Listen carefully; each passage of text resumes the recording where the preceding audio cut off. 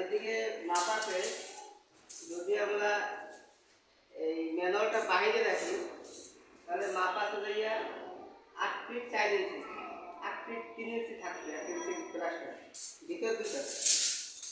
আর এদিকে থাকবে যে 5 ফিট 6 ইঞ্চি, কিন্তু 5 ফিট 6 ইঞ্চি থাকে।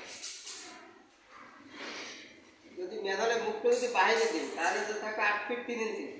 আর যদি ম্যানুয়াল সহ নেই, যদি একদম বাইরে নিই তাহলে আমাদের তার একটা ধরে এদিকে 9 ফিট আর 2 ফিট 11 ফিট হয়েছে আছে রুমের ভিতর। সেক্ষেত্রে আমাদের এই একটা দুইটা তিনটা 4 নম্বর টাইসটা ভাঙতে হবে স্যার।